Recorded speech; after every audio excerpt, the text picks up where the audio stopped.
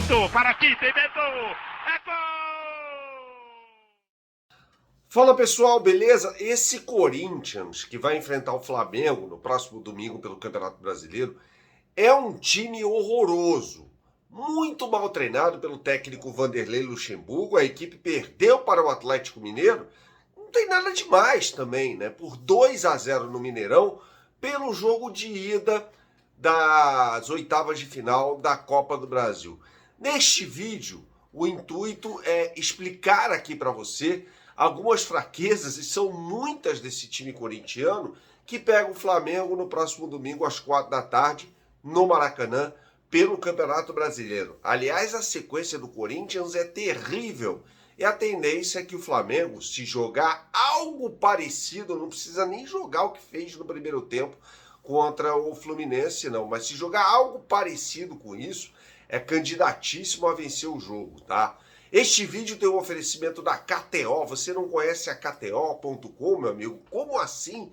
Você que gosta de fazer a sua fezinha, entre agora no site KTO.com, KTO.com, faça o seu registro e quando você fizer o seu registro, você vai colocar o meu cupom Bernardo, tá? Simples assim, o meu nome, Bernardo. Colocando o meu cupom, você tem direito a 20% de bônus em relação ao valor que você depositar no canal, tá? No site KTO.com. Você faz um depósito para fazer a sua fezinha e eu vou dar para você com o meu cupom 20% a mais em relação ao valor que você depositar. Por exemplo, depositou R$100, eu te dou 20. Em KTO.com, palpite com emoção, palpite com razão, palpite com diversão.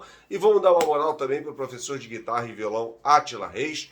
É só entrar no site dele, cujo link está na descrição deste vídeo, e marcar uma aula gratuita de violão ou guitarra de qualquer lugar do mundo, tá? Você que curte um rock and roll e está querendo aprender a tocar guitarra, essa é a grande oportunidade. Afinal de contas, você vai ter uma aula particular com um músico profissional de graça de qualquer lugar do mundo. Só entrar aqui no primeiro link que está na descrição deste vídeo, tá?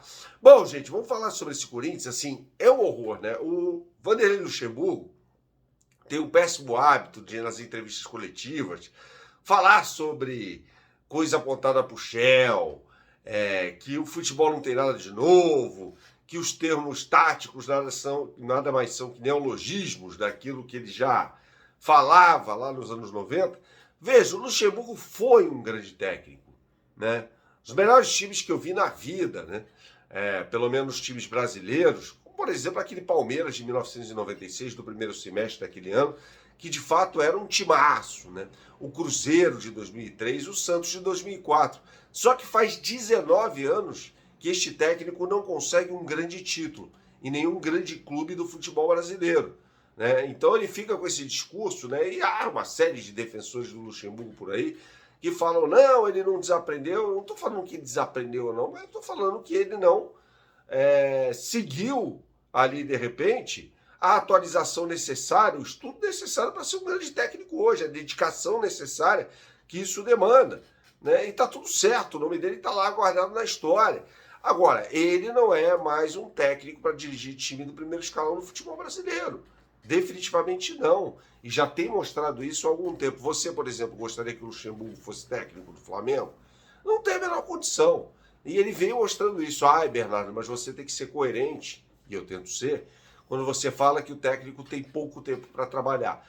Tá, mas se você pegar, por exemplo, o Dorival, o trabalho do Dorival, o São Paulo ganhou do Sport por 2-0 na Ilha do Retiro, no jogo de ida nas oitavas de final da Copa do Brasil. O Dorival tem quase o mesmo tempo de trabalho do que o Vanderlei Luxemburgo no Corinthians. E tem 8 jogos, 4 vitórias, 4 empates, está invicto. O São Paulo é um time com várias limitações, mas praticamente já segurou o lugar dele nas quartas de final. Ou seja, o trabalho praticamente do mesmo tempo do Dorival é muito melhor do que o do Vanderlei Luxemburgo no Corinthians, né? Isso me parece muito claro, muito óbvio.